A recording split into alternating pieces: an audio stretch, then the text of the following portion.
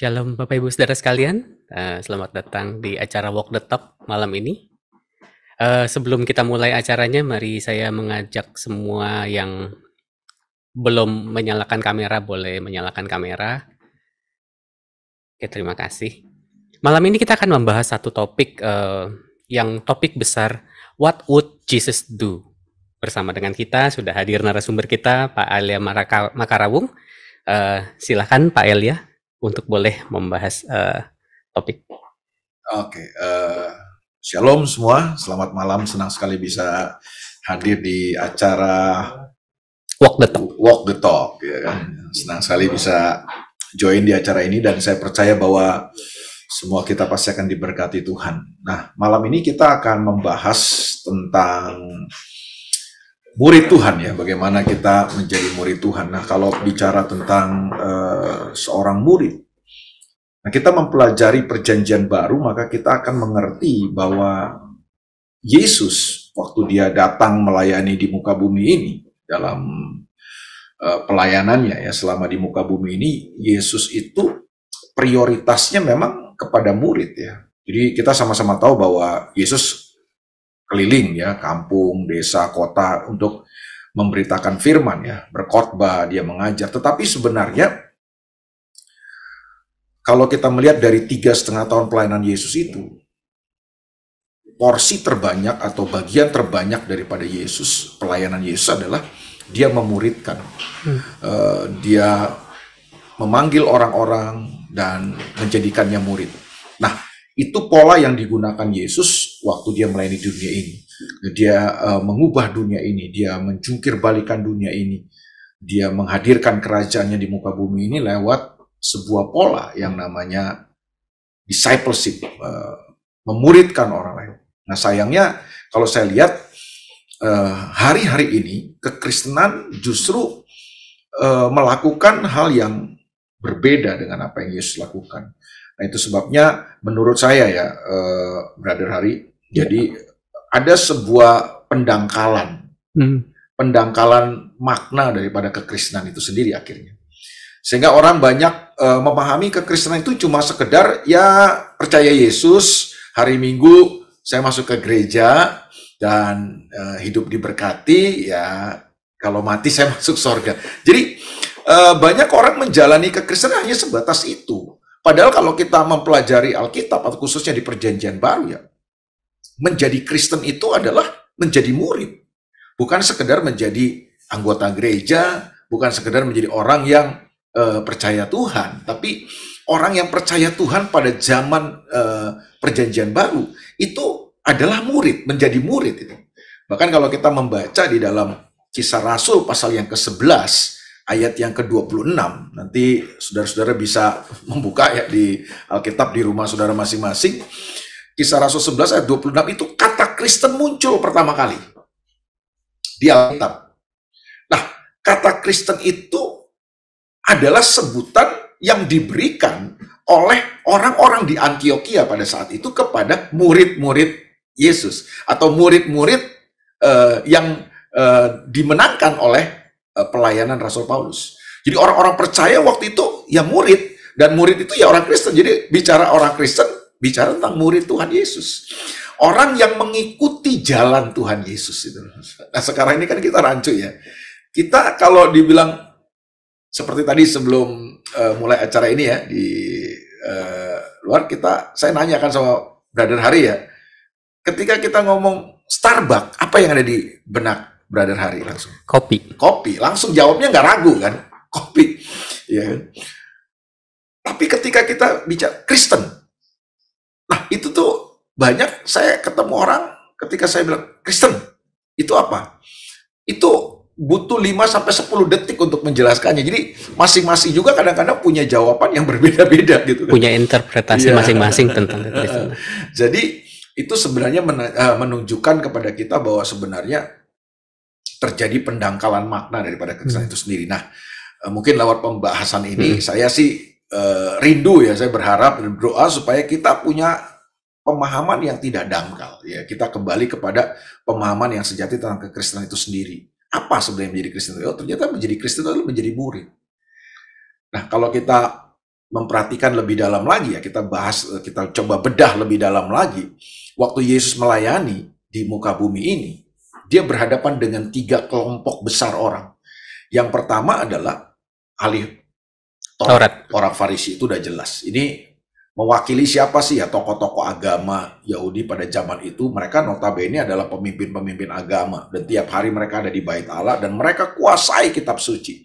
Tapi sayang, Yesus beberapa kali mengecam dan menegur mereka. Bahkan kalau kita mau jujur, penghambat atau penghalang terbesar pelayanan Yesus selama dia melayani di muka bumi ini adalah justru ahli Taurat dan orang Farisi itu. Makanya Yesus pernah mengeluarkan statement, celakalah engkau ahli Taurat orang Farisi, engkau menghambat orang-orang, katanya kan masuk dalam kerajaan Allah.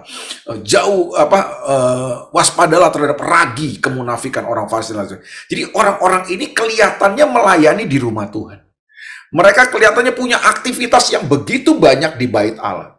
Tapi sayangnya aktivitas mereka ini cuma sebatas aktivitas agama yang tidak membawa kepada sebuah perubahan hidup. Bahkan kita sama-sama tahu, mereka dengan segudang aktivitas agama mereka, dengan segudang pengetahuan mereka tentang kitab suci, justru tidak membawa mereka kepada pengenalan yang benar akan Tuhan. Bahkan mereka menjadi oposisi dari Yesus waktu itu. Jadi ini kelompok yang pertama, yaitu kelompok ahli Taurat dan orang Farisi, yang mewakili orang-orang yang sibuk, banyak aktivitas dalam tanda kutip secara agama, tetapi mereka justru menjadi penghalang terbesar daripada pelayanan Yesus. Boro-boro mengikut Yesus, bahkan mereka menjadi penghalangnya, menjadi penghambatnya. Nah, kelompok yang kedua, kalau kita lihat di Alkitab Perjanjian Baru, khususnya di Injil-Injil ya, ada yang disebut sebagai kelompok orang banyak. Kemana Yesus pergi nih orang banyak berbondong-bondong katanya. Contohnya nanti saudara bisa dapat di Lukas pasal 12 ayat yang pertama itu berbondong-bondong, orang berdesak-desakan. Kemana Yesus pergi? Wah, mereka ada. Bahkan mungkin saudara bisa baca ya di Yohanes pasal 6, mereka ada ribuan. Yang dicatat waktu itu 5.000 laki-laki kalau di Yohanes pasal 6 kan. Itu laki-laki, belum perempuan dan anak-anak.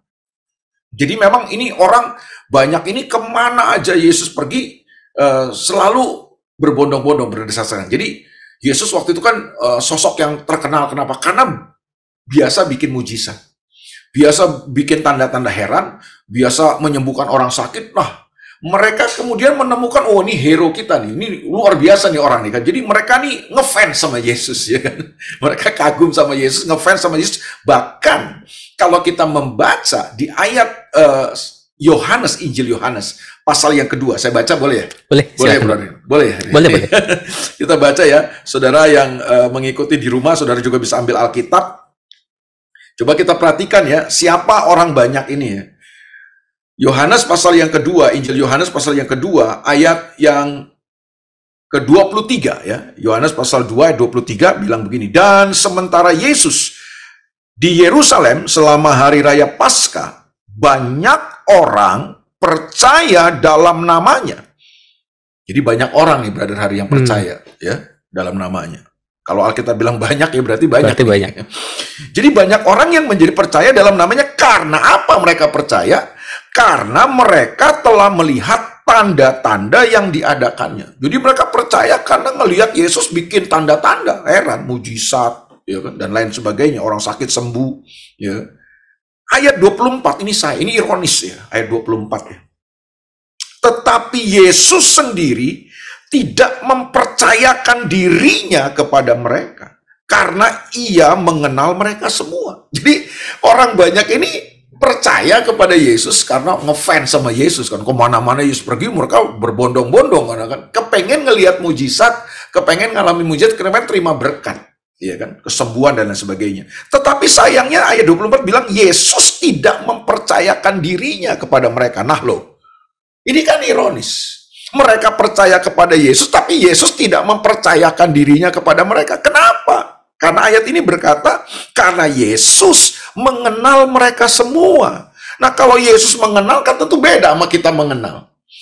Yesus mengenal itu beda sama pendeta mengenal jemaatnya. Kalau pendeta mengenal jemaat sebatas kulit luar. Kalau Yesus mengenal orang banyak ini, ya dia mengenal sampai hatinya. Ayat 25 bilang begini, dan karena tidak perlu seorang pun memberi kesaksian kepada Yesus tentang manusia, sebab Yesus tahu, ia tahu apa yang ada di dalam hati manusia. Jadi itu, kenapa Yesus tidak mempercayakan dirinya kepada orang banyak ini, padahal orang banyak ini berbondong-bondong ikut Yesus, kemanapun Yesus pergi, mereka selalu ingin ada di dekat Yesus. Bahkan katanya mereka percaya dalam nama Yesus karena Yesus melakukan mujizat-mujizat. Tapi sayangnya Yesus tidak mempercayakan dirinya kepada mereka. Kenapa? Karena ternyata Yesus kenal hati mereka. Jadi sebenarnya mereka nih ikut Yesus ini, berbondong-bondong ngikutin Yesus ini bukan karena memang sungguh-sungguh mau menyerahkan hidup sama Yesus. Tapi mereka ngikut Yesus itu karena berkat, karena mujizat, karena kesembuhan, disembuhkan, karena mereka lihat, wih hebat ya Yesus ya. Mungkin ada harapan-harapan mereka ya, siapa tahu Yesus bisa membebaskan mereka dari penjajahan kekaisaran Romawi pada saat itu. Jadi itu toh motivasi mereka. Mereka ikut Yesus berbondong-bondong, ikut Yesus kemanapun Yesus pergi itu. Bukan karena sungguh-sungguh mengasihi Yesus, mencintai Yesus, dan mau menyerahkan hidup mengikut Yesus sungguh-sungguh. Karena ada yang dicari. Ada yang dicari. Dan biasanya yang dicari itu adalah kebutuhan-kebutuhan lahiriah semata, ya kan. Sakit sembuh, ya kan. Miskin kaya nggak punya makanan, dia ada makanan. Nanti kalau kita baca atau saudara baca ya di Alkitab pasal yang ke-6, Yohanes pasal ke-6, baru kelihatan di situ ketika Yesus bicara tentang salib.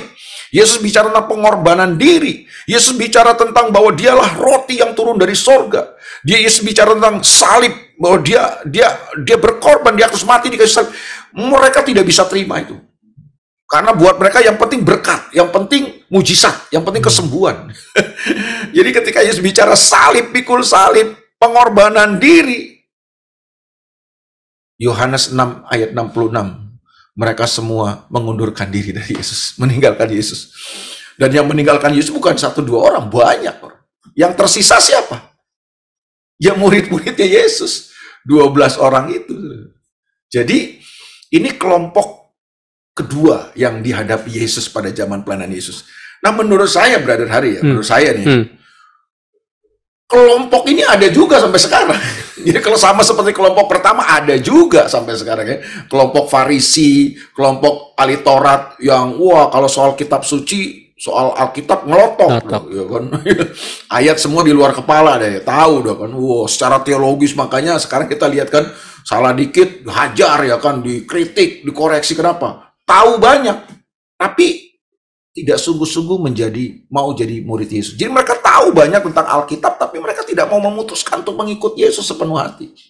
Nah, kelompok yang kedua ini sama. Di Kekristenan masa kini, gereja masa kini justru mungkin terbanyak kelompok ini kalau misalnya. Orang yang datang cuma jadi fansnya Yesus. Makanya setiap hari Minggu datang, para fans berkumpul, ya kan, kita sorak-sorai, ya kan, wah mengelulukan Yesus, ya kan. Tapi ya motivasinya cuma itu, supaya kita diberkati, supaya kita ngalami mujizat. Ya saya tidak salah ya dengan mujizat. Saya percaya di dalam Yesus ada mujizat, di dalam Yesus ada berkat, di dalam Yesus ada kesembuhan, saya percaya. Tapi kalau cuma itu tok yang menjadi motivasi kekristenan kita apa bedanya sama gerombolan orang banyak itu yang ada pada zaman Yesus? Yang tadi Yohanes pasal 2 berkata, mereka percaya kepada Yesus karena mereka melihat Yesus bikin mujizat, tapi Yesus tidak mempercayakan dirinya kepada mereka. Nah, kelompok yang ketiga, nah ini dia nih. Ini kelompok murid, ya kan? Murid ini kelompok yang menjadi prioritas Yesus. Jadi kalau kita pelajari Perjanjian Baru, kita ngerti sebenarnya pengajaran Yesus itu terbanyak itu ditujukan kepada murid-muridnya. Orang banyak itu nimbrung aja kadang-kadang. Ya. Nah makanya di dalam Matius pasal 13 kita bisa temukan itu ya. Murid-murid sempat nanya nih sama Yesus, Guru, Tuhan, kenapa engkau mengajar kami lewat perumpamaan? Nanti orang banyak ini nggak ngerti, gitu kan. Tapi jawab Yesus apa? Brother Hari pernah baca nggak? Pernah.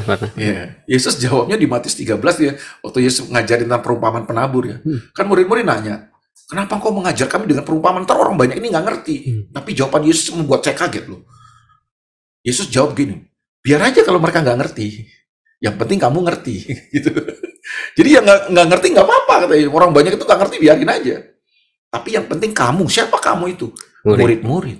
Yang penting kamu ngerti. Karena kepada kamu diberikan karunia untuk mengerti rahasia kerajaan sorga. Kepada mereka tidak.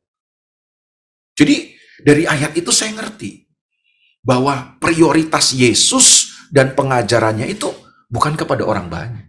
Kepada murid-muridnya. Kenapa? Karena memang Yesus mencari murid.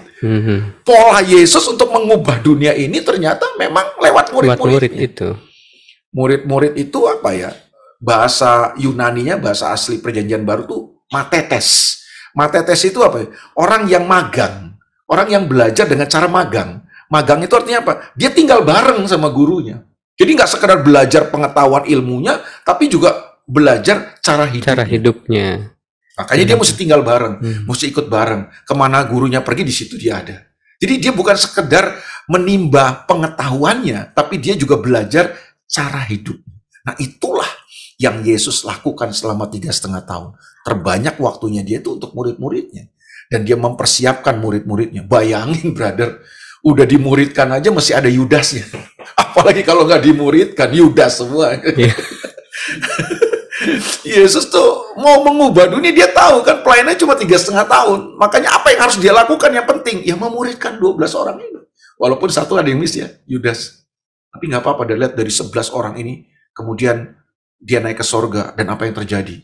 Wah, 11 orang ini dengan murid-murid yang lain yang dimuridkan oleh 11 orang ini, menghasilkan orang-orang yang menjungkir balikan dunia.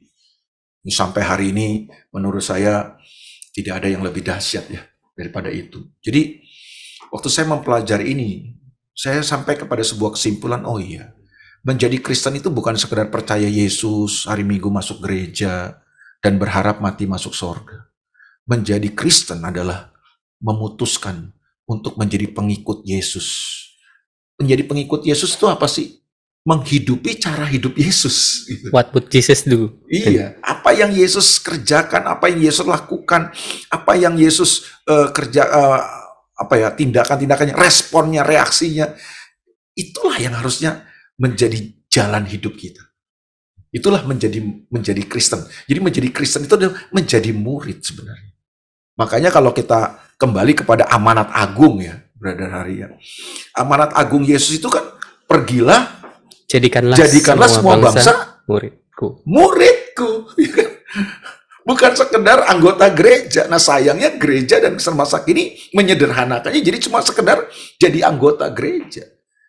Jadi Kristen, yang penting kamu beragama Kristen. Jadi upaya kristenisasi doang. Orang jadi Kristen ya udah, kalau jadi Kristen supaya kamu mati masuk surga, selamat. Bukan itu kan sebenarnya. Inti amanat itu adalah pergilah, jadikanlah semua bangsa itu muridku.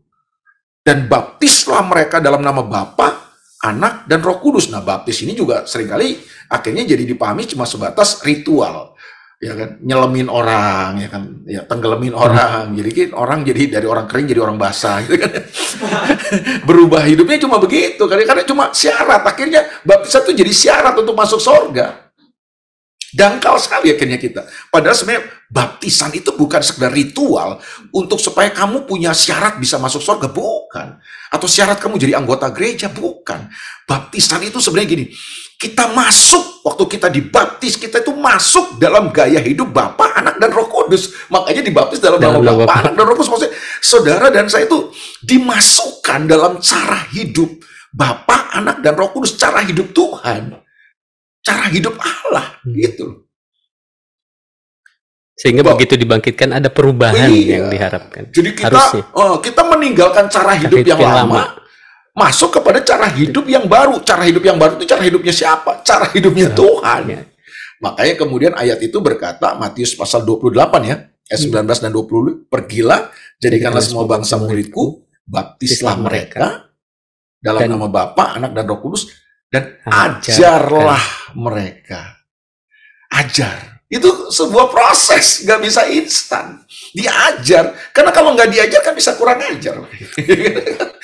Kenapa orang kurang ajar? Karena kurang diajar. Makanya Yesus bilang, ajarlah mereka melakukan segala yang kuperintahkan kepadamu. Jadi ajarnya bukan supaya tahu. Jadi ajar bukan sekedar supaya kita tahu. Kalau kita tahu sekolah teologi ya. Tapi ini diajarnya supaya kita melakukan. Bukan tahu. Ada orang tahu loh, tapi nggak melakukan. Nah, kita discipleship jadi murid itu kita diajar untuk melakukan. Sorry, Brother Hari saya nanya boleh ya? Brother Hari udah berkeluarga? Sudah. Sudah punya anak? Sudah. Berapa anak? 2. Nah, ngajarin anak gimana, Brother Hari? Proses, Pak. Proses. Sabar. Ya, sabar. Terus kan nggak bisa sekali kan. Mau diajar, kita kasih tahu anak kita. Besok dia salah lagi. Ya kan? Kita ajar lagi kan. Kita kasih tahu lagi. Sampai akhirnya dia bisa melakukannya. Itulah proses. Nah, kita mau instan kan. Nah, makanya karena kita tidak mengambil jalur yang Yesus ambil, kekesan kita akhirnya susah ya untuk mencari kualitas. Jujur aja hari ini, Saudara. Gereja itu cuma banyak mengkebaktiankan orang, tapi tidak memuridkan orang. Menganggotakan orang, tetapi tidak memuridkan orang. Sehingga banyak kekristenan kita dangkal, rapuh, dan mudah goyah. Kenapa? Karena pola kita tidak seperti polanya Yesus. Dan waktu kita mengerjakan ini, ada sebuah janji yang luar biasa.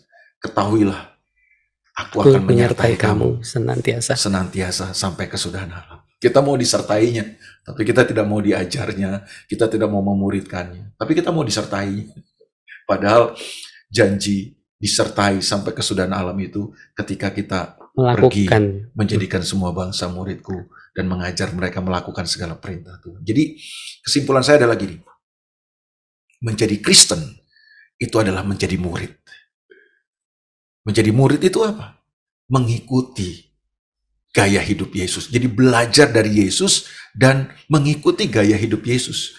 Jadi waktu saya memuridkan orang, saya dimuridkan, saya bukan orang yang saya muridkan jadi murid saya, bukan. Saya memuridkan orang itu jadi murid Yesus, sama seperti saya juga. Saya jadi murid Yesus. Semua kita belajar sama Yesus. Dan belajar menghidupi cara hidupnya Yesus. Nah inilah. Nah kalau ini yang terjadi dalam kesan kita, ini dahsyat. Nah, saya kemudian masuk kepada poin saya nih. Bagaimana kita bisa menjadi murid Yesus? Nah, kita baca ayatnya ya. Dalam Lukas pasal yang ke-9. Lukas pasal yang ke-9, ayat yang ke-23. Ini yang Yesus bilang. Jadi, tantangannya Yesus nih keren. Challenge-nya Yesus tuh bukan kayak tantangannya kebanyakan gitu pendeta sekarang. Kalau pendeta sekarang kan nantangnya kan orang kan gitu kan.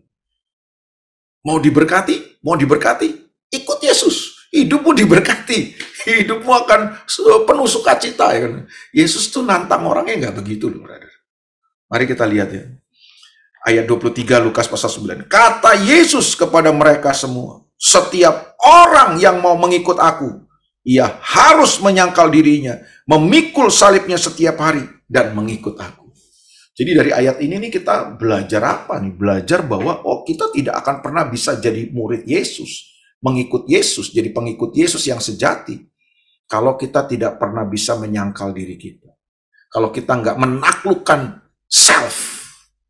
Jadi ternyata nih menjadi murid Yesus, menjadi Kristen itu tantangan terbesarnya adalah menaklukkan diri, ego, aku ini. Kenapa begitu? Saya belajar, kenapa ya begitu ya? Oh iya, karena itu waktu kita hidup dalam dosa, kita ini dipimpin oleh si aku ternyata. Jadi kehidupan dalam dosa itu adalah kehidupan yang dipimpin oleh si aku. Si ego kita ini. Ego kita ini maunya disenengin terus ya kan. Ya maunya aku kita ini maunya dihargai, diterima, disanjung ya kan, makanya kita jadi sombong, jadi segala macam. Tapi ternyata ya itu kebalikannya, kalau menjadi pengikut Yesus, menjadi Kristen ya kamu harus menaklukkan diri kamu. Jadi musuh terbesarnya bukan iblis, memang iblis musuh kita, tapi musuh terbesarnya itu musuh dalam selimut. Itu ada dalam diri kita. Dia menjadi murid Yesus itu harusnya menaklukkan diri kita setiap hari. Pikul salib, sangkal diri, pikul salib, baru ikut. Karena kalau kita nggak bisa sangkal diri, nggak pikul salib, kita nggak bisa ikut Yesus. Kalau saya punya pertanyaan begini, Pak, mungkin kalau banyak orang tidak mau menyangkal diri karena menganggap bahwa apakah sangkal diri itu sama dengan menyiksa diri? Oh, Kan, ya kan, maksudnya kan karena memang kita terpapar dengan banyak kepercayaan gitu kan, untuk agama ya. iya gitu kan, menyiksa diri supaya dapat perkenanan seperti itu. Nah, orang kan menyangkal diri, apakah Betul. definisinya? Jadi kadang-kadang makanya konsep agama itu bahaya. Kan agama tentang menyangkal diri itu kan artinya menyiksa diri. Iya. Pokoknya supaya kamu bisa hidup kudus, kamu harus menyendiri dari keramaian, bertapa di gunung, di mana di goa kan. Ya, kamu bisa suci. Ya kalau kayak begitu semua juga bisa suci dong, brother. Tanpa cobaannya gitu Iya, sendiri. iya kan? Yesus tidak mengajarkan pola seperti itu. Kalau menurut saya itu pola agama ya. Tapi konsep itu sangat-sangat memapar ya, terpapar pada banyak orang Kristen juga kan. Iya, karena, aduh saya nggak mau menyiksa diri, menyangkal diri. Iya, karena kekristenan sudah digiring kepada cara berpikir agama juga. Kan? Tapi sebenarnya menyangkal diri yang Yesus maksudkan adalah bahwa sadar nggak kita bahwa sebenarnya dosa kita ini ya semua itu bersumber kepada diri, kepada ego kita. Jadi dosa itu bukan muncul dari luar sebenarnya. Kalau kita baca ya di dalam Yakobus, dosa itu munculnya dari dalam, dari keinginan kita, dari self kita ini. Nah, selama atau kita ketika kita bisa menaklukkan ego kita, semakin kita bisa menang sebenarnya terhadap dosa itu. Makanya itu, kita bisa mengikuti kehendak Yesus itu ya ketika kita bisa menaklukkan ego. Tapi sebaliknya waktu kita nggak bisa menaklukkan aku kita, ego kita ini, maka kita tidak bisa mengikuti kehendak Yesus. Contoh sederhana nih. Dalam pekerjaan ya, dalam pekerjaan ya kan gitu kan. Iya, kalau dalam pekerjaan kita kan kita tuh maunya dipuji ya kan, disenangi ya kan, dapat gaji besar ya kan gitu kan, kerja sedikit ya kan, gitu kan. Kalau bisa kerja sekecil-kecilnya, usaha sekecilnya untuk mendapat hasil sebesar-besarnya ya kan, itu kan ya, itu diri kita tuh, kita semuanya maunya gitu kan, akunya kita tuh maunya gitu. Tapi ternyata kan Alkitab nggak ngajarin seperti itu. Bahwa Alkitab mengajarkan bahwa gini, apapun juga yang kau perbuatlah seperti kepada Tuhan. Bukan kepada manusia.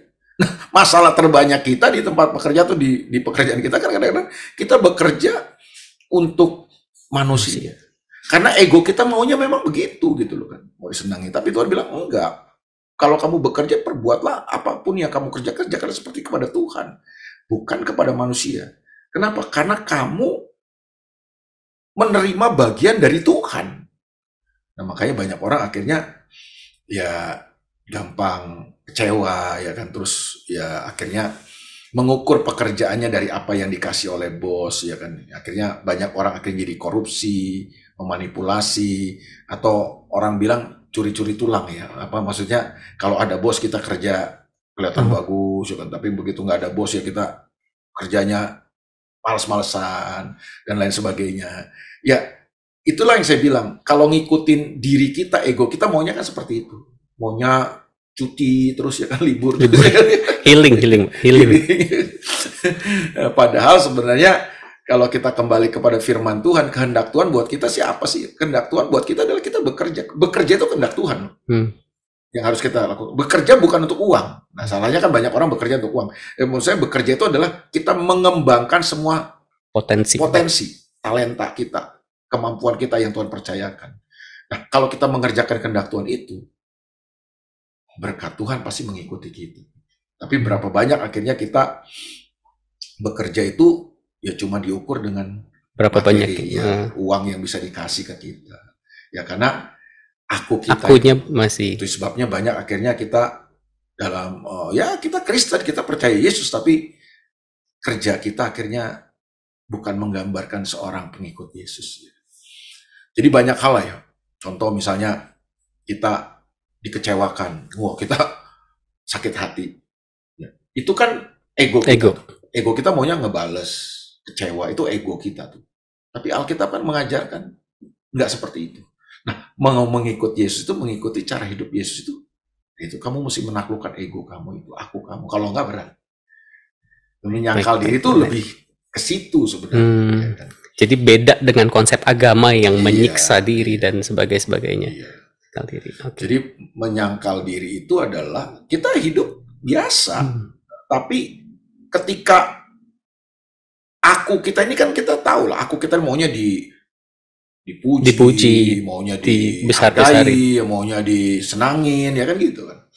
Semualah kita nih yang nyaman-nyaman, yang enak-enak, itu kan aku kita maunya itu kan. Nah makanya ketika kita hidup dengan aku kita itu, kita di-drive dengan aku itu, kita akan jadi sulit untuk menjadi pengikut Yesus yang sejati. Makanya Yesus berkata, kalau kamu mau ikut aku, kamu harus menyangkal diri. Selama kita nggak bisa menyangkal diri kita akan jadi pengikut Yesus. Kenapa mengikuti Yesus? Itu mengikuti kehendak Yesus. Mengikuti kehendak Yesus bukan kehendak kita. Nah itu berlawanan tuh kehendak kita sama kehendak Tuhan. Nah, makanya ada istilah kan, biar aku semakin berkurang-kurang dan Tuhan yang semakin bertambah. Yesus semakin bertambah-tambah. Artinya apa? Kalau kamu yang semakin besar dalam hidup kamu, Yesusnya makin kecil. Nah, bagaimana Yesusnya bisa besar? Ya, ketika akunya kecil. Jadi Kristen itu adalah proses meminimalisir terus keakuan kita. Itu sih. Oke. Mungkin ada yang dari yang ikut Zoom, mungkin ada yang mau bertanya, boleh raise hand. Atau mungkin ada yang langsung masukkan ke kolom chat pertanyaannya. Untuk boleh. Nah ini ada pertanyaan Pak dari kolom chat. Pak, bagaimana langkah praktikal kita untuk menaklukkan ego? Sedangkan ego itu akan selalu ada di dalam diri kita. Apa saja step-stepnya yang perlu kita lakukan? Langkah praktis menaklukkan ego. Ya, pertama, kamu mesti ngalami Tuhan memang dalam hidup ini. Kalau nggak ngalami Tuhan itu, ya berat ya. Makanya kekristenan itu tidak dimulai ketika kita lahir dari keluarga Kristen. Yang pertama ya. Yang kedua, kekristenan kita tidak dimulai ketika kita masuk gereja. Kekristenan kita dimulai ketika kita mengalami Kristus dalam diri kita.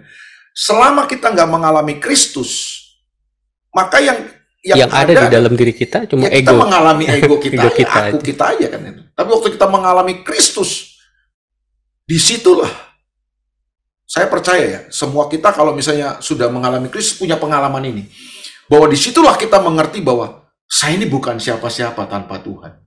Itu mengalami Kristus kan. Orang kalau mengalami Kristus dia sadar bahwa dia orang yang berdosa, dia nggak punya apa-apa, dia perlu Tuhan, ya kan gitu kan.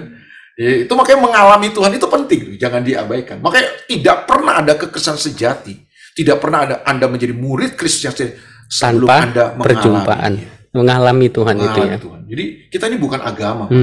Kalau agama kan cuma keturunan ya kan. Kalau papa, mama, nenek, engkong semua Kristen, kita Kristen. Atau kita diajak ke gereja, kita gereja. Enggak, kekristenan kita tuh dimulai ketika kita mengalami Tuhan. Waktu kita mengalami Tuhan itu, Tuhan nyata dalam hidup kita, disitulah sebenarnya awal kita hidup di dalam Tuhan. Nah, baru step berikutnya adalah begitu kita mengalami Tuhan, ayo hidupmu harus berserah, menyerahkan hidupmu kepada Tuhan. Kalau mau dipimpin Tuhan. Mau dipimpin Tuhan. Mau nggak kita dipimpin Tuhan? Bahwa Yesus itu bukan hanya mati buat dosa-dosa kita, tapi dia juga Tuhan yang mau menjadi penguasa. Jadi pemimpin hidup kita. Nah, masalah terbanyak kan kita gini kan, kita mau percaya Yesus, tapi kita nggak mau dipimpin, nggak mau diperintah oleh Yesus ya kan gitu. Tidak mau menjadikan dia Tuhan ya dalam kehidupan kita. Nah, apa buktinya atau apa praktisnya menjadikan Yesus Tuhan? Ya kita mau nggak ikut kehendaknya Tuhan? Mau nggak kita nurutin kehendak Tuhan? Nah, kehendak Tuhan itu kan pasti berlawanan kehendak kita. Ya, disitulah makanya kita perlu Roh Kudus. Jadi semua sarananya Tuhan udah kasih, fasilitasnya Tuhan udah kasih untuk kita jadi murid tuh Tuhan udah kasih. Bukannya Tuhan nggak kasih. Jadi saya percaya gini, Tuhan punya kepentingan kan untuk itu kan. Dia mau kita mengikuti dia kan. Nah itu sebabnya dia sudah kasih semua fasilitasnya. Dia sudah kasih semua yang kita butuhkan untuk kita menjadi pengikut Yesus sebenarnya. Jadi kalau ditanya, bisa nggak kita mengalahkan ego kita, menaklukkan ego kita? Jawabannya pasti bisa. Cuma pilihan itu ada di tangan. Iya. Untuk mau atau enggak gitu ya. Contoh aja misalnya kan gini kan, ketika kita disakiti, ketika kita dikhianati, pilihannya kan ada dua. Kita mau sakit hati, kepahitan sama orang itu, membenci orang itu, ataukah kita mau mengampuni orang itu. Nah, kalau ikutin ego kita kan, kita maunya benci. Ya. Tapi firman Tuhan bilang apa? Kehendak Tuhan apa maunya? Kehendak Tuhan maunya kita mengampuni. Nah, waktu kita memilih kehendak Tuhan untuk mengampuni orang yang menyakiti kita kan pasti perlu menaklukkan ego kita tuh.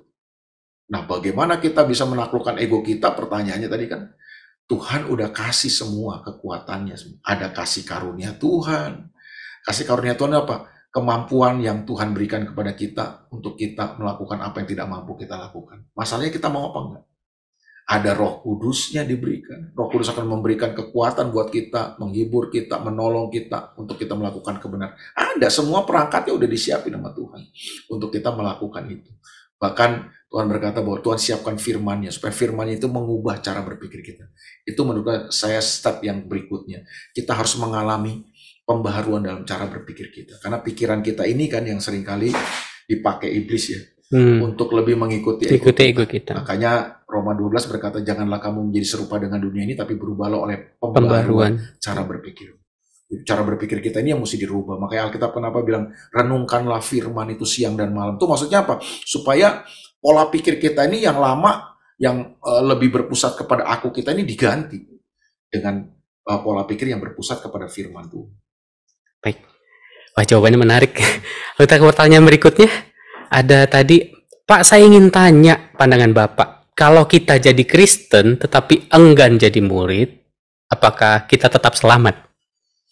Ya itu yang saya bilang tadi, kita ini mendikotomi. Iya. Antara menjadi percaya, orang percaya dengan menjadi murid. Padahal sebenarnya kalau kita lihat di Alkitab, yang menjadi murid, menjadi orang percaya itu menjadi murid. Menjadi muridnya menjadi orang percaya. Menjadi murid ya percaya dimulai dengan percaya dulu. Ya. Nah, menjadi orang percaya itu adalah menjadi murid Yesus harusnya. Terus kalau saudara bilang menjadi orang percaya tapi tidak mau berarti mau itu murid, belum percaya mungkin. Iya, saya makanya bingung. Untuk apa dia percaya gitu kan? Untuk apa dia percaya Yesus? Tadi kan ayatnya sudah dibicarakan, orang percaya tapi Yesus tidak mempercayakan diri buat apa kan? Ya, dia percaya aja akhirnya kan. Baik. Tapi itu juga memang yang sering kali digembar-gemborkan oleh ya tadi, gereja juga punya andil di dalam hal itu ya, bahwa ya tadi ikut Tuhan selamat cuma sebatas itu, itu kan itu yang dijual. Ya karena gini, kita ini kan apa ya, seperti menyederhanakan, jadi simplifikasi.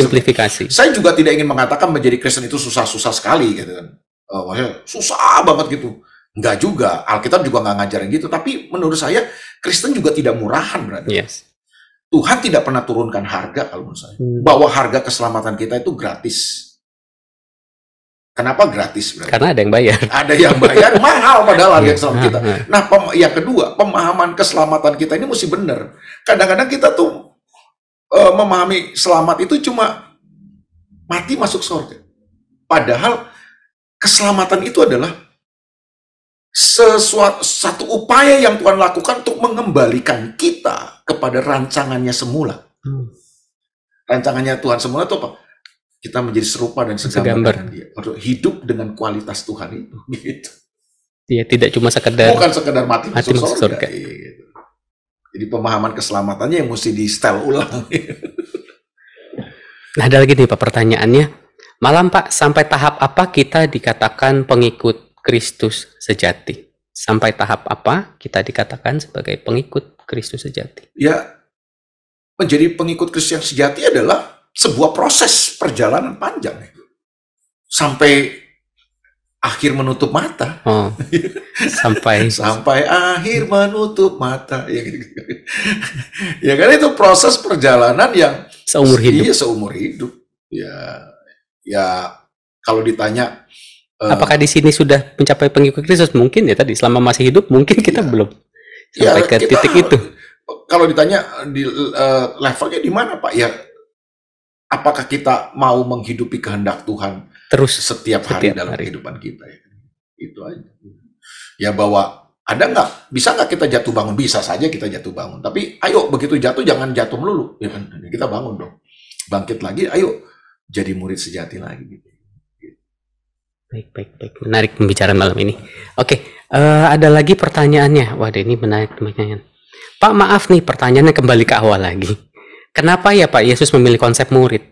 Apakah metode lain untuk mengajarkan prinsip kerajaan Allah itu tidak sebagus konsep murid?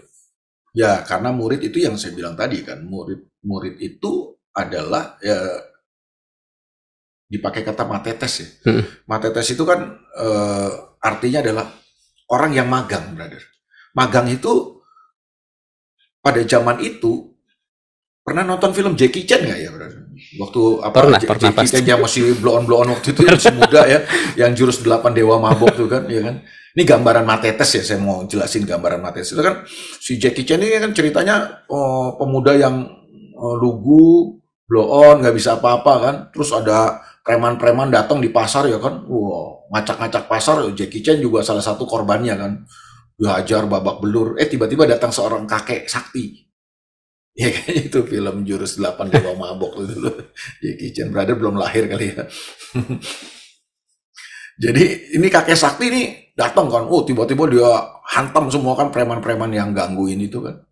Si Jackie Chan salut gitu kan, kagum dengan kakek ini kan sakti banget nih. Dan kemudian dia datang ke kakek ini kan ketika nih preman-preman udah pada kabur kan, kepengen ikut jadi muridnya. Nah sejak itu si Jackie Chan kan ngikut si kakek ini kan, jadi muridnya kan gitu.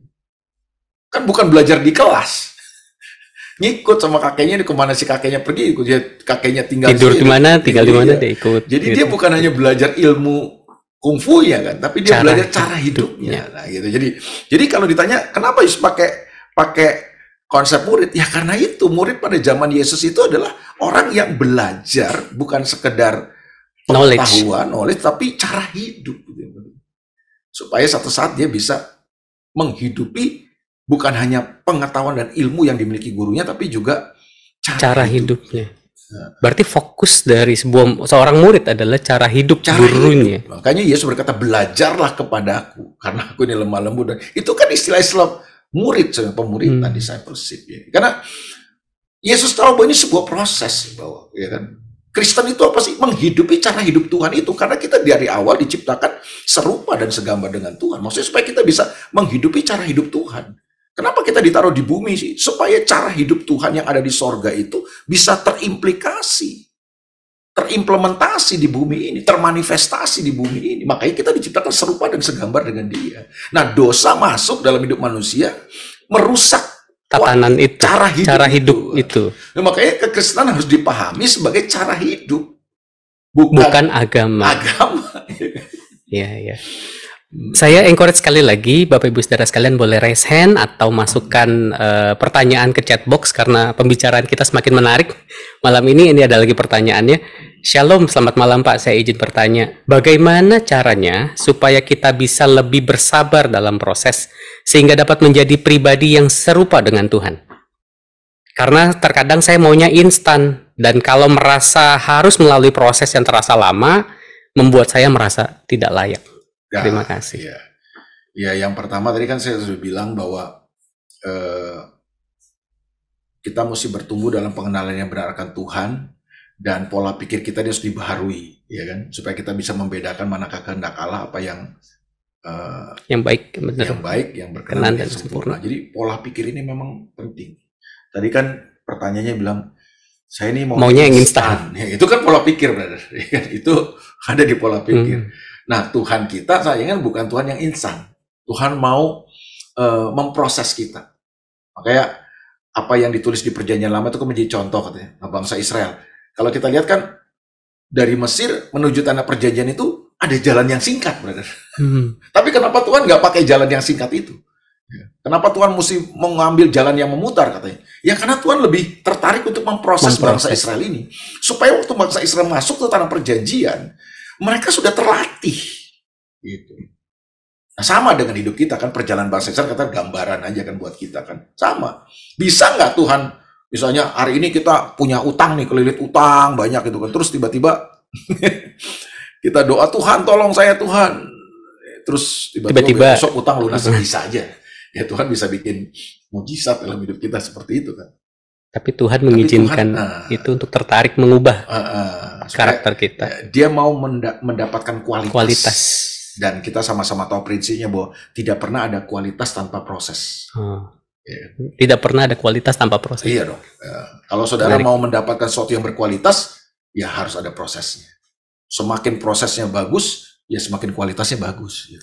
Jadi kalau kita mau bersabar dalam proses, kita ingat bahwa semakin kita diproses, semakin kita menghasilkan kualitas. Itu yang membuat kita jadi bersabar. Ya, contoh dalam pekerjaan-pekerjaan yang dalam dunia kerja gitu, kadang-kadang Tuhan proses kita juga kan, banyak lewat situasi, lewat bos, lewat rekan kerja. Ya biasa aja itu kan. Nah, kita mesti melihatnya sebagai sebuah proses ya Tuhan.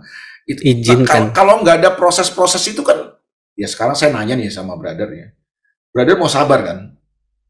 Pertanyaan saya, bagaimana supaya brother bisa sabar? Apa saya tumpang tangan, brother, terus tiba-tiba habis tumpang tangan, tiba-tiba saya sabar ya kan? Dipertemukan dengan orang-orang yang bagaimana supaya sabar brother tuh bisa keluar, bisa bertumbuh. Ya, dipertemukan dipertemukan bos ya kan, mungkin yang menjengkelkan ya kan, rekan kerja yang menjengkelkan. Disitulah kita belajar mengeluarkan buah kesabaran itu, karakter kesabaran itu. Ya Tuhan bisa pakai proses situasi, keadaan, masalah, tekanan-tekanan itu. Itu yang pertama. Tuhan juga bisa menggunakan orang-orang di sekitar kita ya kan. Besi menajamkan besi. Orang menajam sesamanya. Ya kan. Tapi juga Tuhan juga menggunakan disiplin-disiplin rohani. Ya, dengan kita ada di komunitas, kita saat teduh, kita beribadah, bersekutu bersama. Itu kan disiplin rohani yang penting juga. Karena Alkitab berkata, latihlah dirimu beribadah. Ya kan? Latihan badani terbatas gunanya, tapi ibadah itu berguna dalam segala hal. Dalam segala hal, brother. Ya. Dalam segala itu berarti apa? Dalam pekerjaan, dalam keluarga, bukan hanya di dunia sekarang ini, tapi juga sampai ke kadang. Jadi ada hal-hal yang Tuhan siapkanlah buat kita. Nah, kalau kita mau ikutin itu, itulah proses-prosesnya. Baik. Sama juga gini ya, dari satu lagi juga kayak besi menajamkan besi. Orang menajam kesamaan itu bukan hanya orang-orang yang menjengkelkan kita, tapi orang-orang yang berkualitas. Dengan siapa kita bergaul itu penting juga tuh. Yes. Akan membuat kita semakin lebih tajam dan brother akan semakin tajam kalau brother kumpul dengan atau bergaul, bersahabat dengan orang-orang yang juga punya kualitas itu. Kita belajar. Baik. Banyak yang semakin malam pertanyaan semakin banyak nih Pak. Pak, bagaimana menerapkan konsep murid dalam kehidupan sehari-hari di dalam dunia pekerjaan? Karena jujur, terkadang kita bekerja di bawah konsep perusahaan tersebut yang seringkali bertolak belakang dengan value kebenaran firman Tuhan. Ya, ini memang tantangan tersendiri ya. Tapi kembali kepada tadi statement Yesus ya, menyangkal diri ya. Katanya, siapa yang mengikut aku, dia harus menyangkal diri. Kemarin saya mendengar membuka satu channel YouTube dari seseorang saya nggak perlu sebut kali namanya ya. Tapi saya dapat sesuatu lah. Artinya dia seorang lawyer yang advokat ya, pengacara ya.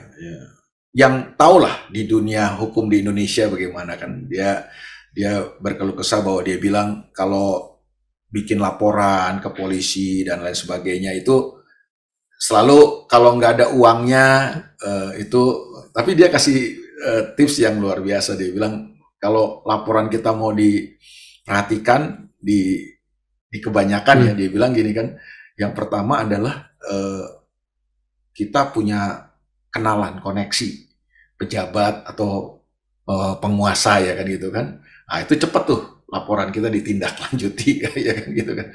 Atau yang kedua katanya kalau kita punya uang. Kita suap, kita bayar ya kan, petugas dan lain sebagainya, itu cepat diproses laporan kita. Nah, kalau kita nggak punya koneksi, nggak punya uang, gimana? Nah, dia bilang ada cara yang ketiga. Nah, dia memilih cara ketiga itu. Bukannya dia bilang dia nggak mau bayar, bukan. Kalau dia bayar, dia bilang begini, apa bedanya saya dengan advokat yang lain, sama pengacara yang lain? Sama dong berarti saya kan gitu kan. Ya, saya nggak mau, saya mau melakukan yang benar. Nah, akhirnya cara yang dia gunakan adalah dia kamera, dia pakai video, pakai handphone, dia bawa temen suruh handphone, suruh videoin. Jadi Ketika dia menyerahkan iya, laporan itu. begitu tugasnya ini alasan beginilah beginilah, dia udah tahu maksudnya mungkin ini Ujungnya sebenarnya minta ujung-ujungnya duit mau, lah. Tapi ya dia viralkan, dia viralkan. Begitu diviralkan besoknya langsung dia dipanggil malah langsung izinnya langsung iya, keluar, langsung lapor diproses, diterima. gitu. Ya dia bilang ya saya harus terpaksa menggunakan cara itu, cara ketiga, karena saya nggak mau menggadaikan apa ya, saya sebagai anak Tuhan katanya. Prinsip. Prinsip kan kalau saya menyuap ya sama, apa bedanya saya sama orang lain. Jadi saya waktu dengar dia punya itu saya tertarik juga. Jadi iya ya, selalu ada cara sebenarnya, ada hikmat yang Tuhan kasih kan buat kita kan. Walaupun untuk itu dia bilang saya jadi dimusuhin oleh polisi-polisi atau apa ya, petugas-petugas akhirnya. Berarti kita bisa tuh Pak ya, seperti dari pertanyaan tadi, bisa kita untuk bisa jadi murid di tengah tekanan ya tadi, value-value yang berlawanan dengan value kebenaran itu. Iya, karena Alkitab juga bilang kan, kamu harus cerdik seperti ular, tulus seperti merpati, ya kan?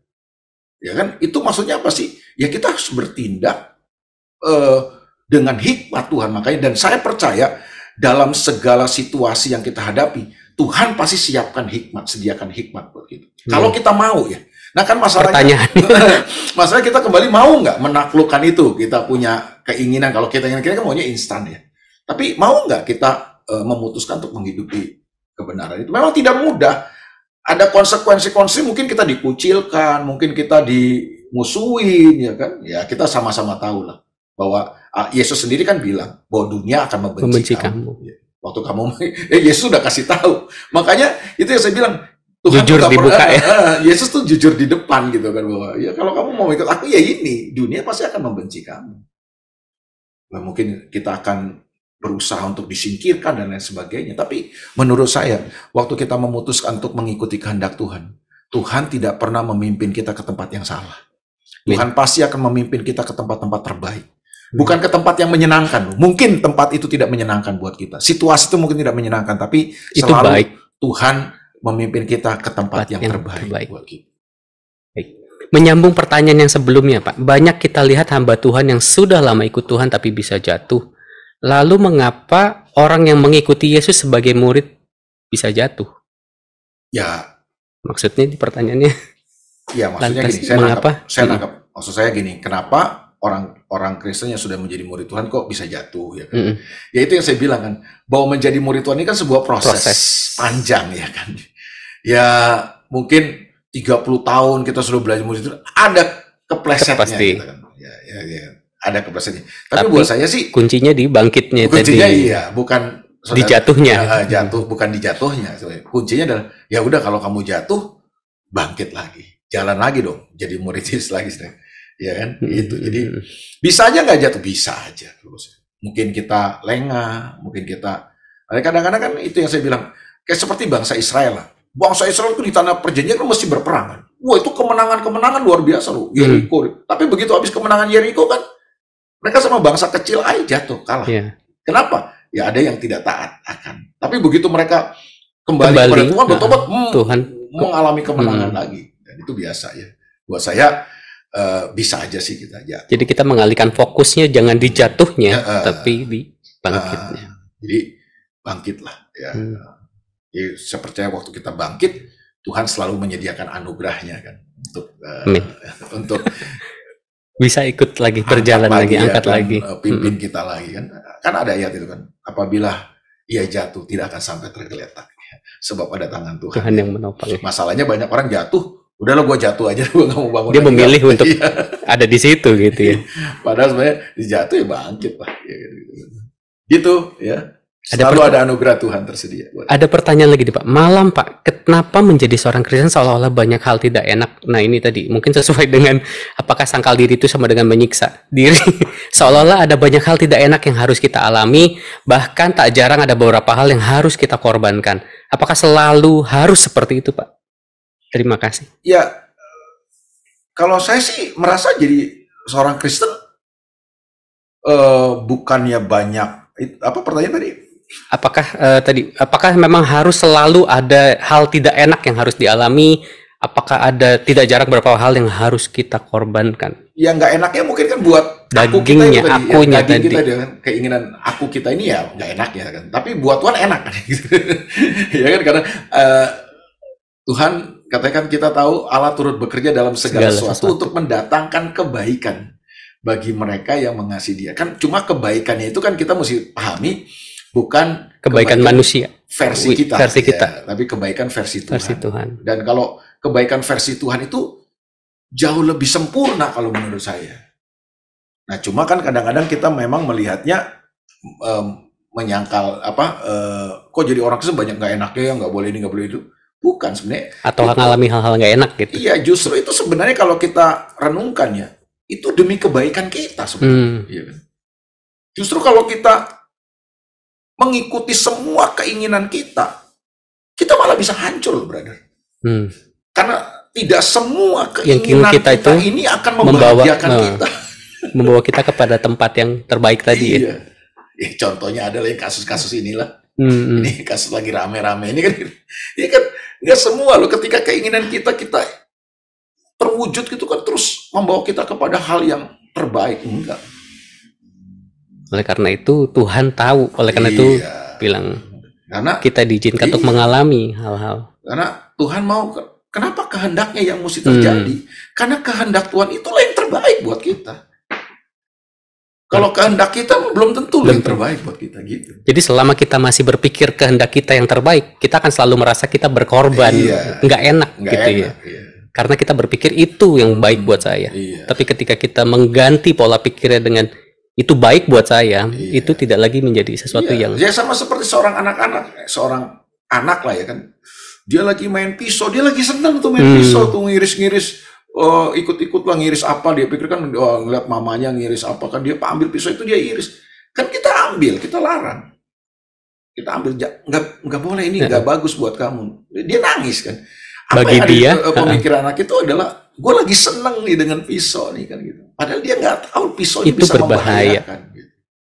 Dan sebagai orang tua yang baik justru dia akan menjauhkan itu gitu kan, mengambil. Ya, mungkin satu saat pisau di tangan kamu itu jadi sesuatu yang baik. Kalau kamu sudah jadi ibu, kalau kamu lagi mau masak dan lain sebagainya. Tapi di usia di posisi kamu sekarang itu tidak baik. Tidak baik gitu. Jadi pemahaman itu harus dimiliki gitu ya. Baik, ada yang mungkin mau raise hand sekarang, ada yang mungkin ada yang mau bertanya, silakan Bapak Ibu saudara kalian boleh raise hand. Nah ini ada pertanyaan lagi Pak, masuk ke chat box. Kalau begitu Pak, di saat kita mau pegang kebenaran, menyangkal diri, berarti kita harus siap untuk dipecat Pak. Karena mungkin kita harus bertindak sangat berbeda dengan sistem saat kita mau melakukan kebenaran. Atau ada cara agar kita bisa berdampak untuk mengubah sistem di perusahaan tersebut? Ya, saya mungkin menjawabnya dengan satu kisah di Alkitab. Seperti Yusuf, ya kan. Waktu Yusuf mau melakukan yang benar, dia akhirnya kan dipersalahkan, dia dikorbankan, dia difitnah, dia dituduh, masuk penjara. Betul ya, bro? Betul. Tapi kan waktu dia masuk penjara, kalau kita bilang nggak enak sih. Tapi sebenarnya di penjara itu kan Tuhan mempersiapkan Yusuf untuk sesuatu yang jauh lebih besar lagi. Ya kan? Itu yang saya bilang, kadang-kadang kita nggak bisa tahu tuh jalan-jalan Tuhan. Tapi udah bagian kita adalah ikutin aja kehendak Tuhan. Itu yang saya bilang, kehendak Tuhan mungkin tidak membawa kita ke tempat yang menyenangkan. Tapi kehendak Tuhan yang kita lakukan akan membawa kita ke tempat yang terbaik. Apakah penjara tempat yang terbaik buat Yusuf? Yes. Karena di situ dia kuliah S2. Diproses karakter. S1-nya di rumah Potifar, S2-nya di penjara ternyata. Karena dia sebentar lagi Tuhan akan siapkan dia jadi penguasa di Mesir. Iya kan? Contoh yang kedua, Daniel. Iya kan? Daniel kerjanya begitu jujur, begitu transparan, ya kan, akuntabel. Nah, orang-orang nggak suka teman-temannya dong. Wah, gawat nih Daniel nih kan kalau kayak begini kan. Iya kan? Teman-temannya itu kan iri sama Daniel karena Daniel kerjanya benar. Jadi ternyata saya belajar untuk dibenci orang tuh nggak perlu saudara melakukan yang jahat. Melakukan hal yang benar. Yang melakukan yang benar kita bisa dibenci. Ya kan? Daniel tuh, ya kan? Nah, terus apakah Tuhan membawa Daniel naik terus, bukan turun, menjadi kepala dan bukan ekor? Kita kadang-kadang memahami kepala bukan ekor kan seperti itu gitu kan. Naik terus, bukan turun. Daniel masuk gua singa loh. Raja bisa terpengaruh kan ketika dihasut. Apakah gua singa tempat terbaik buat Daniel? Yes. Tempat yang menyenangkan? Enggak. Ya kan? Tapi gua singa tempat terbaik. Justru masuk di gua singa itulah matanya si Darius, Raja Persia itu tercelik, brother. Bahwa ada Tuhan. Wih. Ini kalau orang biasa mah udah habis ya kan? Ya kan? Tapi Daniel kok enggak gitu kan? Berarti memang kita harus tadi kalau memang harus dipecat karena kita melakukan kebenaran, so be it. Iya. Jangan sampai kita dipecat karena melakukan kesalahan, kejahatan, melakukan yang salah justru. Justru kalau menurut saya lebih terhormat saudara dipecat karena sudah melakukan kebenaran daripada saudara tetap dipertahankan karena sudah melakukan yang salah. Benar itu, Pak. Jadi banyak orang takut melakukan kebenaran karena tadi konsekuensi nggak enak tadi. Tapi kalau kita karena melakukan kebenaran dan kita menerima konsekuensi ini, ya so be it. Iya. Jadi situlah itu yang Alkitab bilang, live by faith, not by sight. Ya makanya mengikut Tuhan Yesus ini dengan iman makanya. Bukan dengan perasaan dan keinginan diri. Makanya kalau di-drive dengan keinginan diri dan perasaan kita berat. Makanya Yesus bilang, kamu harus menyangkal diri. Kamu baru bisa mengikut aku. Jadi itu memang resepnya memang harus itu ya dalam segala situasi untuk bisa ikut Tuhan. Sangkal diri. Ini kan ekstrim nih. Ini sampai ekstrim ya. Dipecat. Sampai dipecat gitu. Kalau menurut saya, lebih baik kita dipecat karena kita melakukan kebenaran. Asal kita dengan rasa hormat ya, tetapi bukan melawan, membabi buta, memberontak dan sok merasa benar ya. Menjadi benar itu bagus, bukan merasa benar ya, maksudnya menjadi benar itu bagus. Jadi lebih terhormat kalau menurut saya dibandingkan kita dipertahankan karena kita kompromi, menjilat, itu value yang baik, melakukan yang salah. Kita percaya dong bahwa Tuhan akan bawa kita ke tempat yang terbaik. Nah itu mempercayai Tuhan itu penting. Amin. Malam Pak, apakah kita memerlukan seorang gembala atau mentor ketika kita ingin menjadi seorang murid? Karena bagi sebagian orang, mengikuti atau mendengar kehendak Tuhan saja sudah cukup tanpa perlu ada sosok gembala atau mentor. Atau bahkan tidak perlu ibadah dengan alasan saya bisa dengar langsung kehendak Tuhan. Toh manusia juga banyak kekurangan. Ya, itu yang saya bilang tadi kan, besi menajamkan besi. Manusia menajamkan sesama. Jadi kan ini kadang-kadang dibahas ayat ini kan cuma dari satu sisi kan. Besi menajamkan besi, manusia menajamkan sesamanya itu maksudnya orang-orang yang menjengkelkan kita, itu bagus untuk mempertajam kita. Padahal kan aspek yang kedua adalah besi menajamkan besi, manusia menajamkan sesamanya adalah dengan siapa kamu bergaul. Bergaul itu artinya kita dekat ya, sahabat. Itu kan bisa mempengaruhi hidup gitu. Ya kamu bergaulnya dengan orang yang pikirannya duniawi terus kan. Ya pasti jadi duniawi. Cara berpikirmu kan duniawi juga kan. Terpengaruh. Begitu kamu mau membuat keputusan pilihan, nasihatnya dari mana? Makanya Alkitab bilang kan, berbahagia orang yang tidak duduk dalam kumpulan pencemooh, tidak duduk dalam berdiri dalam orang berdosa, ya kan? Tidak mengikuti nasihat orang fasik. Ya nasihat yang kamu terima dari siapa kan gitu kan. Al-Amsal berkata bahwa kalau kamu menerima nasihat dan didikan, kamu akan menjadi bijak di masa depan. Nah itu yang saya maksud tuh. Makanya kenapa kita perlu sahabat, perlu mentor, perlu teman yang lebih rohani, bahwa dia bukan sempurna, iya dong. Tapi Tuhan juga bisa memakai orang-orang yang berkualitas di samping kita, di sisi kita, untuk mempertajam kita, membawa kita kualitas lebih meningkatkan kualitas kita jadi lebih. Jadi memang tidak harus ketika saudara misalnya seperti Yusuf di istana Potifar sendirian, tidak ada, ya Ya tidak ada kan, tidak ada apa infrastrukturnya, tidak ada support sistemnya, tidak ada. Tapi kalau ada, Kalau ada ya, jadi gini, kalau tidak ada ya Tuhan langsung. Tapi kita tidak bisa pakai dalih itu. Tidak bisa pakai dalih itu. Gitu. Untuk menjauhkan diri seperti dari. Daniel lah. Daniel kan ada komunitasnya ya, Sadrak, Mesak, Abednego. Mereka suka kumpul kan. Gitu sih. Jadi, carilah orang-orang yang memang bisa kita anggap untuk memberi nasihat, menegur kita ya. Kalau kita membuat kita semakin lebih tajam ya Pak ya. Bukan cuma dengan tadi menyendiri, dengar kehendak Tuhan sendiri. Ya kan ada apa ya, hal-hal dalam kita ini yang kita nggak bisa lihat ya. Blind spotnya. Tuhan bisa kasih lewat orang lain dan sebagainya. Pak, tadi Bapak bilang untuk kita bisa jadi murid Tuhan, untuk kita bisa jadi murid, Tuhan sudah persiapkan, sudah prepare untuk kita bisa jadi murid. Apa saja yang Tuhan sediakan sebagai persiapan untuk kita, sehingga mungkin kita bisa jadi lebih tenang dan lebih siap untuk jadi murid. Oke ya, kita baca dulu ya, ini ayatnya nih ya. Di dalam 2 Petrus pasal yang pertama, surat 2 Petrus pasal yang pertama, ayat yang ketiga, saya baca ya.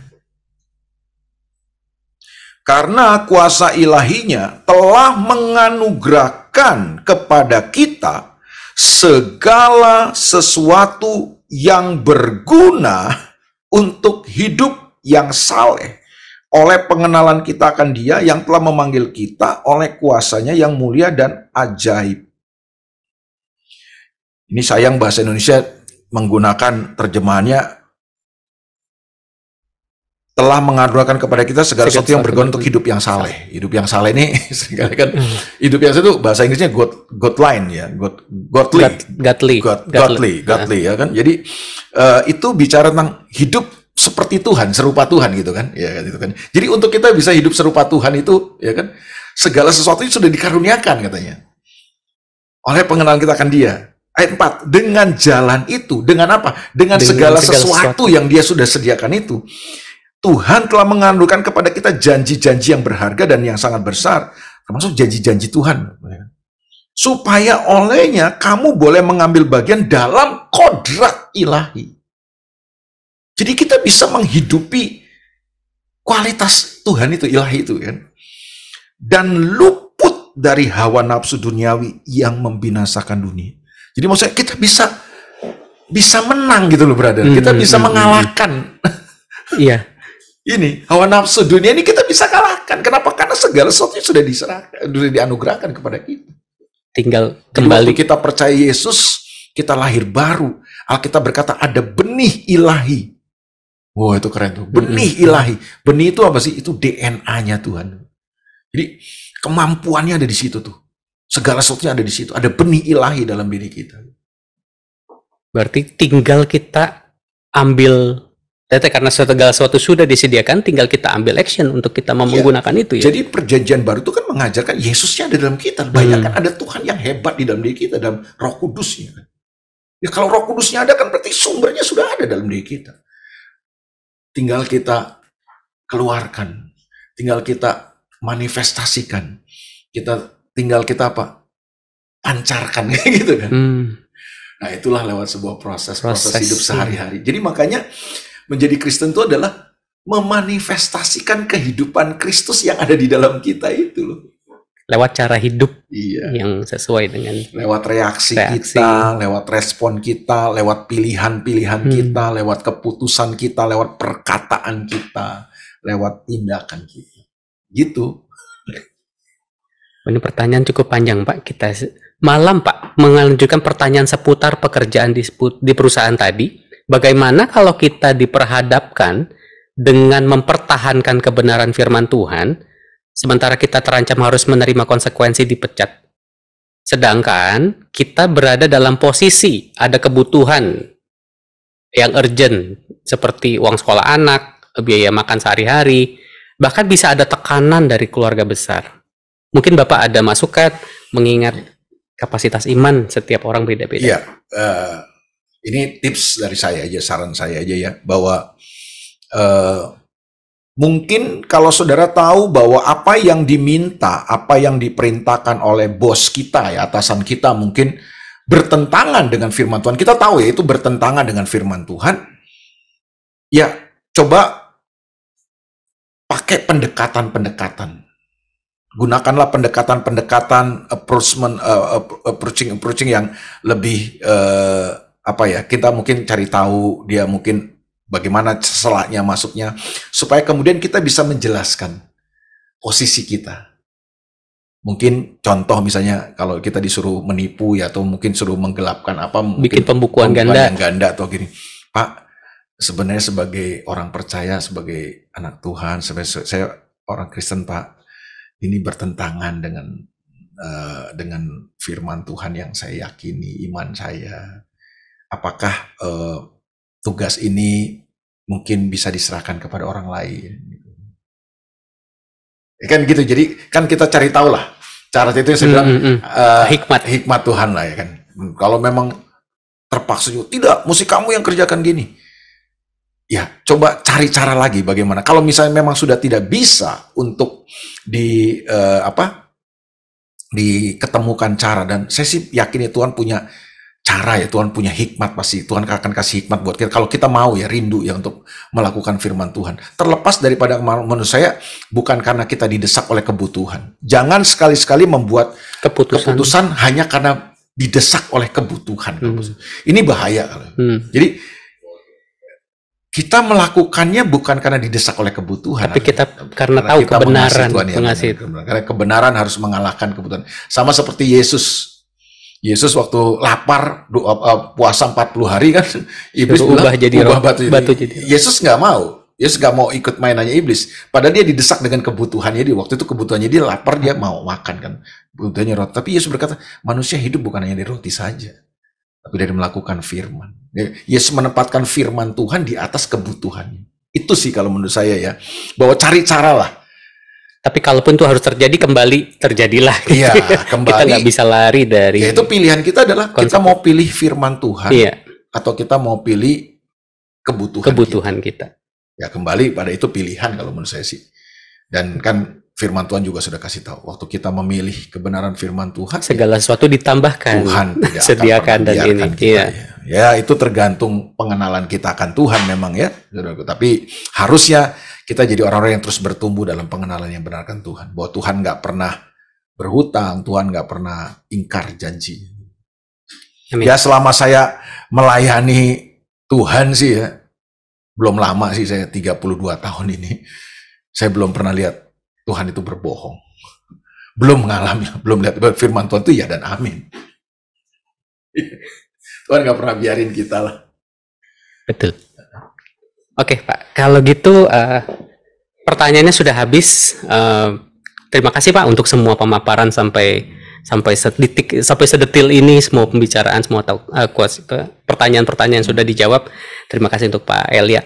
Mungkin Pak Agus ada mau menambahkan sesuatu Pak, atau mungkin Bapak mau berbicara untuk. Shalom Pak Elia. Shalom Pak Agus, salam sehat Pak Agus. Ya, sama-sama nih Pak. Saya nggak mau tutup dengan apapun, tapi saya justru pengen tambah satu pertanyaan Pak. Ya. Ya, kalau udah Pak Agus yang ini, kita nggak bisa nolak Pak. Oke, tadi kan syarat kalau mau mengikut Yesus, itu mengikut Yesus kan, sangkal diri, pikul salib Pak ya. Iya kan? Tapi sebetulnya di situ baru mengikut Yesus loh Pak. Kalau yang saya temukan, yang jelas-jelas syarat untuk menjadi murid, itu di Lukas 14 ayat 26 Pak. Jikalau seorang datang kepadaku dan ia tidak membenci bapaknya, ibunya, istrinya, anak-anaknya, saudaranya laki-laki dan perempuan, bahkan nyawanya sendiri, ia tidak dapat menjadi muridku. Ya, dan ini ayat yang boleh dibilang syaratnya lebih berat dari sekedar sangkal diri, pikul salib. Ini sesuatu hal yang lebih advance lagi seolah ya, kalau menurut saya. Saya sendiri sedang renungkan ini, tapi saya belum sampai dapat sebuah konklusi. Mungkin Pak Elia bisa lebih membuka lebih jauh tentang hal ini.